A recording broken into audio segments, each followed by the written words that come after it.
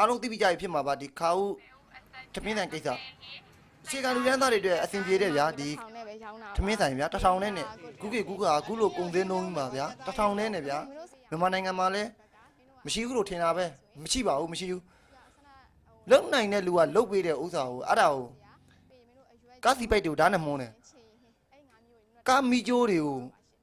ဖြတ်တယ်တဲ့ဒီဆိုင်ထွက်ခံနေကြတော့ကားစမောင်းမရတော့တော်တော်အောက်တန်းကြတဲ့လူတွေမင်္ဂလာပါချစ်တို့ရေတော်တို့ခါဦးဒီနေ့တိုင်းစရာတစ်ခုရှိလို့နော်အများကောင်းကျိုးလုံးနေတဲ့ခါဦး1000ကျက်တန်ထမင်းဆိုင်လေးကိုမှတော်တို့လုံးရက်တယ်ရှင်အပြင်မှာအခုအရန်အေးနေလို့နော်အခုကားပေါ်တက်လိုက်အောင်ခါဦးပြောပြကြလို့လိုက်ခဲ့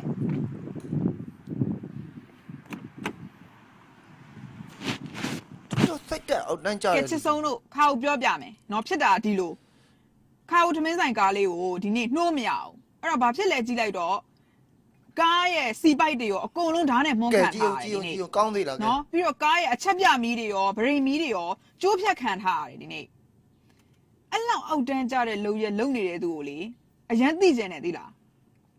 အဲ့တော့ခါဦးကိုအခုဘယ်လိုဖြစ်လဲဆိုတော့ခါဦး1000ကျက်တန်ထမင်းဆိုင်လေးကိုမှီခိုပြီးစားသုံးနေရတဲ့မိဘပြည်သူတွေကဒီနေ့မစားလိုက်ရအောင်ဘာလို့လဲဆိုတော့ခါဦးတို့ကားကနှိုးလို့မရတော့သွားလို့မရဘူးမရတော့ဆိုင်ပိတ်လိုက်ရတယ်ဒီနေ့အဲ့တော့အဲ့ဒီအောက်တန်းကြတဲ့လုံရက်ကိုလုံတဲ့သူကိုများများသိအောင်ချစ်ဆုံးလို့ခါဦးကို share ပေးသွားဒီဗီဒီယိုနော်မရရအောင်ဖော်ထုတ်မှာအဲ့လူသားဒီဗီဒီယိုမျိုးကိုတို့ခင်ရှင်းမပြောချင်သေးချက်တတ်ပါသေးပြည့်စုံနေပြီလေနည်းနည်းပြောပေးသွားအောင်ကျွန်တော်တခုဒီနေရာနေပြောချင်တယ်ဗျာနော်ကိုမလူနိုင်ဘူးကိုအများကောင်းလို့မလုံနိုင်ဘူးဆိုရင်ဘေးကနေပဲအေးစစ်စစ်ထိုင်နေပါလို့အဲ့လိုအောက်တန်းကြတဲ့လုံရက်တွေမလုံပါနဲ့လို့ဒီနေရာနေကျွန်တော်နေပြောချင်တယ်တကယ်လို့ကိုတိုင်ကအဲ့လိုစိတ်မွေးတယ်ဆိုရင်ကိုယ့်ရဲ့မိသားစုကိုယ့်ရဲ့ပတ်ဝန်းကျင်ကိုယ့်ရဲ့အတိုင်းဝိုင်းကိုပြန်ကြည့်ပါလို့ဒီနေရာနေကျွန်တော်နေပြောချင်ပါတယ်နော်အဲ့တော့ဘာပဲဖြစ်ဖြစ်ကျွန်တော်တို့ကတော့အများပြည်သူအတွက်ကျွန်တော်တို့ဒီထမင်းဆိုင်လေးကရေရှည်ရက်တီအောင်ကျွန်တော်တို့နှစ်ယောက်လုံးစူးစမ်းမှာပါလို့ကျွန်တော်ပြောချင်ပါတယ်